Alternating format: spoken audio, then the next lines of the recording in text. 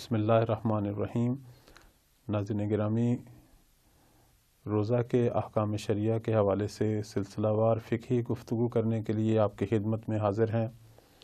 آج بھی ہماری گفتگو جو ہے وہ قضا روزوں کے حوالے سے انشاءاللہ جاری رہے گی، اور ساتھ ہم کوشش کریں گے کہ جو لوگ ماہ رمضان میں سفر کرتے ہیں ان کے بارے میں بھی کچھ نہ کچھ مسائل آپ کی خدمت میں بیان کریں۔ ناظرین گرامی، ہماری یہ گفتگو جو ہے دو عظیم مرجع حضرت آیت اللہ العظمہ سستانی اور حضرت آیت اللہ العظمہ سید علی خامنئی، ان دونوں کی طویل مسائل کے پیش نظر ہم آپ کی خدمت میں مسائل بیان کرتے ہیں۔ تو آج بھی کچھ مسائل جو قضا روزے کے حوالے سے آپ کی خدمت میں بیان کریں گے، یہ کچھ سوالات ہیں جو حضرت آیت اللہ العظمہ سید علی خامنئی کی سائٹ پر ان سے کیے گئے، اور ان کے جوابات آپ کی خدمت میں بیان کریں گے۔ چونکہ یہ سوال اور جواب جو ہیں وہ آج کے لوگوں کے سوالات ہیں، معمولاً عام طور پر لوگ جو ہیں ان کو یہ سوالات پیش آتے ہیں اور وہ اس قسم کے جوابات چاہتے ہیں۔ تو ہم آپ کی خدمت میں قضا روزے کے حوالے سے کچھ سوالات اور ان کے جوابات پیش کریں گے، اور اس کے بعد جو ہے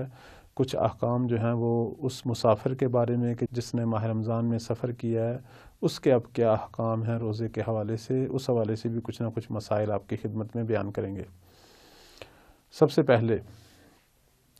پہلے جو ہے آپ کی خدمت میں ایک سوال جو بیان کرنا ہے وہ یہ ہے کہ ایک شخص یہ کہتا ہے کہ میرے والد جو ہیں انہیں سکتہ مغزی یعنی ذہنی سٹروک ہے، جس کی وجہ سے وہ 2 سال تک مریض رہے، اور اس عرصے میں انہیں اچھے برے کی کوئی تمیز نہیں تھی، اور ان سے جو ہے وہ سوچنے کی، غور کرنے کی، فکر کرنے کی، دوسرے لفظوں میں عقلی جو طاقت ہے وہ سلب ہو چکی تھی، اور ان 2 سالوں میں وہ نماز روزے جو ہیں وہ بجا نہیں لائے۔ میں چونکہ ان کا بڑا بیٹا ہوں اور ان تمام نمازوں روزوں کی قضا مجھ پر واجب ہے، البتہ میں یہ جانتا ہوں کہ اگر وہ اس مذکورہ بیماری میں مبتلا نہ ہوتے تو بھی ان کی جو ہے نمازیں اور یہ روزے جو ہیں ان کی قضا مجھ پر واجب تھی، تو پھر بھی آپ میری رہنمائی فرمائیں۔ جواب میں فرمایا جاتا ہے کہ اگر ان کی عقلی کمزوری اس حد تک تھی کہ ان پر جنون صدق آئے تو اس صورت میں ان کی نمازیں روزے جو ہیں وہ آپ پر واجب نہیں ہیں، ان کی قضا جو ہے وہ واجب نہیں ہے۔ لیکن اگر اس حد تک نہیں تھی کہ جنون جو ہے ان پر صدق آئے تو ان کی نمازیں اور وہ جو روزے ہیں وہ آپ پر واجب ہیں، ان کی قضا۔ اگر جنون والا مسئلہ ہوتا تو پھر واجب نہیں تھی، لیکن اگر جنون والا مسئلہ نہیں ہے اور بے حواسی ہے، ہوش و حواس نہیں ہے، اس طرح کی چیز جو ہے وہ ہے، تو اس صورت میں آپ پر بالآخر ان کی نمازیں اور روزے جو قضا ہو چکے ہیں وہ آپ پر رکھنے جو ہیں وہ واجب ہیں۔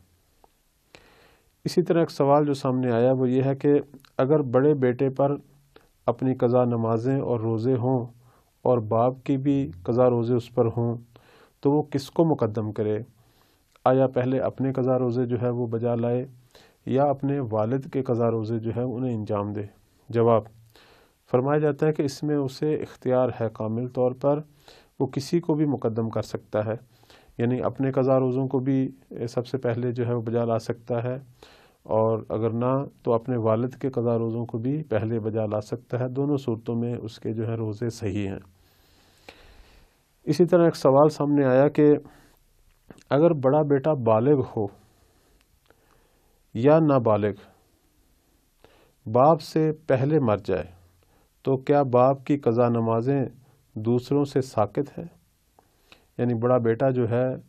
وہ بالغ ہے یا نابالغ، باپ سے پہلے مر چکا ہے، تو باقی جو بیٹے ہیں آیا ان پر جو ہے وہ باپ کی قضا نمازیں ساقط ہیں یا ان پر بھی واجب ہیں؟ تو جواب یہ ہے کہ باپ کی قضا نمازیں اس بیٹے پر واجب ہیں کہ جو باپ کے مرتے وقت زندہ بیٹوں میں سے سب سے بڑا ہو۔ اگرچہ وہ باپ کا سب سے پہلا بیٹا نہیں ہے، لیکن جو اس وقت موجود بیٹے ہیں ان میں سے سب سے پہلا بیٹا ہے جو زندہ ہے، اس صورت میں اس پر جو ہے وہ باپ کی قضا نمازیں اور روزے جو ہیں وہ رکھنے واجب ہیں۔ اسی طرح ایک سوال یہ آیا کہ جس بیٹے پر باپ کی نماز اور روزوں کی قضا واجب ہے، اگر وہ مر جائے تو ان عبادتوں کا انجام دینا اس بیٹے کے ورثاء پر واجب ہے یا باپ کے دوسرے جو بیٹے ہیں یعنی اس کے جو بھائی تھے ان کی طرف یہ چیز منتقل ہوگی؟ جواب میں یہ کہا گیا ہے کہ باپ کی قضا نمازیں اور روزے جو بڑے بیٹے پر واجب ہیں ان کے مرنے کے بعد اس کے بیٹے یا بھائیوں پر واجب نہیں ہے، یعنی یہ چیز آگے بھی منتقل نہیں ہوگی، بعد والی نسلوں پر بھی منتقل نہیں ہوگی، اور جو اس کے دیگر بھائی بہنیں ہیں ان کی طرف بھی یہ چیز منتقل نہیں ہوگی۔ اسی طرح ایک سوال سامنے آتا ہے کہ میرے باپ پر چند سال کے روزوں کی قضا تھی، لیکن نہیں معلوم کہ انہوں نے یہ قضا جو ہے وہ بجا لائے ہیں یا نہیں۔ اس سلسلے میں کوئی وصیت بھی نہیں کی، اس صورت میں بڑے بیٹے کی کیا ذمہ داری ہے؟ تو جواب یہ ہے کہ اگر بڑے بیٹے کو یقین ہو کہ باپ پر قضا روزے واجب تھے تو پھر اس صورت میں اس کو انجام دینا ضروری ہے۔ اسی طرح ایک سوال سامنے آتا ہے کہ میں بڑا بیٹا ہوں، کیا مجھ پر واجب ہے کہ جب تک باپ زندہ ہے ان کی قضا نمازوں اور روزوں کے بارے میں تحقیق کروں، یا یہ باپ پر واجب ہے کہ وہ اپنی قضا نمازیں یا روزوں کے بارے میں مجھے آگاہ کرے؟ اور اگر مجھے آگاہ نہیں کیا تو اب میرا وظیفہ کیا ہے؟ تو جواب میں فرمایا گیا کہ آپ پر تحقیق کرنا اگرچہ واجب نہیں ہے، لیکن باپ پر واجب ہے کہ جہاں تک ممکن ہو سکے اول تو خود قضا بجا لائے، اور اگر بجا نہ لا سکے تو وصیت کرے۔ بہرحال باپ کے مرنے کے بعد بڑے بیٹے کو باپ سے جتنی مقدار نماز یا روزے قضا ہونے کا یقین ہو اتنی مقدار میں ان کی قضا جو ہے وہ بجا لائے۔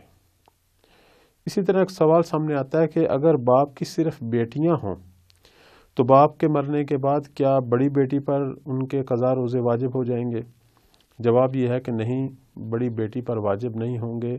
یہ صرف بیٹوں میں سے سب سے بڑے بیٹے پر جو ہیں وہ واجب ہوتے ہیں، بیٹیوں پر یا بڑی بیٹی پر واجب نہیں ہوتے۔ اسی طرح ایک سوال سامنے آیا کہ کیا چھوٹے بیٹے یا وہ جو وراثت سے محروم ہوں ان پر بھی باپ کی قضا نمازیں یا روزے واجب ہیں یا نہیں؟ جواب یہ ہے کہ ولی پر، یعنی باپ کے مرتے وقت جو سب سے بڑا بیٹا ہے، اس پر باپ کی قضا نمازیں اور روزے واجب ہیں، اور اس وقت اس کا بالغ ہونا بھی شرط نہیں،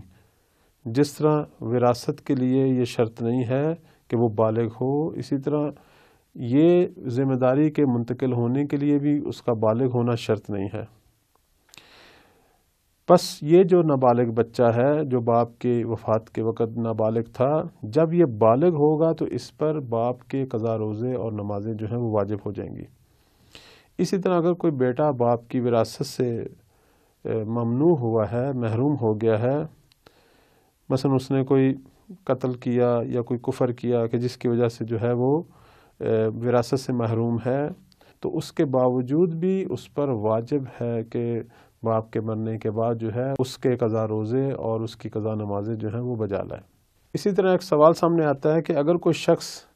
قضا روزوں کے واجب ہونے کو نہ جانتا ہو اور اسی طرح قضا روزوں کو اگلے سال کے ماہ رمضان تک تاخیر کرے تو اس کے لیے کیا حکم ہے؟ مثلا اسے معلوم ہی نہیں تھا کہ جو روزے قضا ہو گئے ہیں ان کو بجا بھی لانا ہے، اور وہ اسی طرح تاخیر کرتا رہا کہ اگلا ماہ رمضان جو ہے وہ شروع ہو گیا،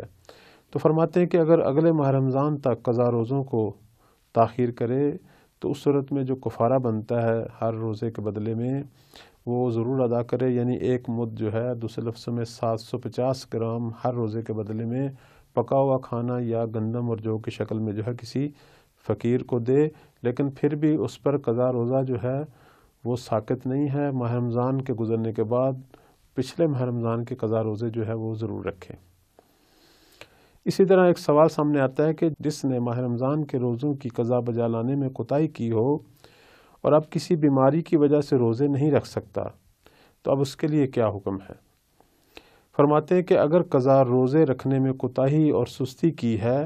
اور اب آئندہ ماہ رمضان تک روزے نہیں رکھ سکتا کسی بیماری کی وجہ سے،